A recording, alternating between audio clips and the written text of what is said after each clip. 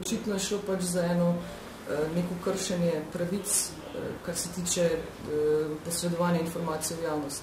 Zdaj me pa zanima, kakšno je vaše sporočilo medijem, oziroma kako vi pričakujete, da bodo mediji ravnali v takšnih primerih, ker v končni fazi obveščamo javnost o takšnih in drugačnih stvarih, o kršenju človekovih otrokovih pravic. Imate kakšno sporočilo, konkretno za medije?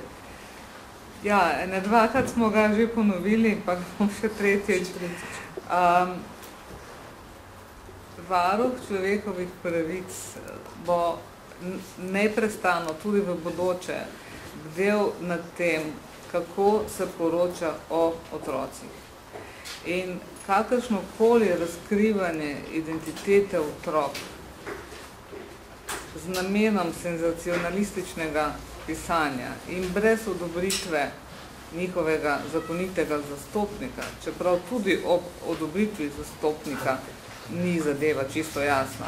Ampak, če pa te odobritve ni pa sploh, si bo varuh na vse načine prizadeval grajati, omejevati in preprečevati.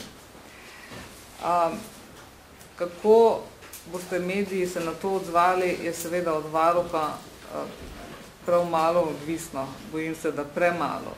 Pa vendar pozivam medije, da to pravilo nekako sprejmejo za svoje, pa tudi, da poskušajo podatke, ne preverjati, ampak podrobno raziskati pri vseh upletenih stvareh. Ampak ne bi jaz rada, da bi vas poučevala, kaj in kako delate, to je vaš posel, ki ga po večini zelo dobro upravljate, ampak so pa področja, na katera smo pri varuhu človekovih pravic še posebej občutljivi in to je eno takih področij in kadar bomo naleteli na tako, bomo vedno glasni in povedali, da je prišlo do kršitev.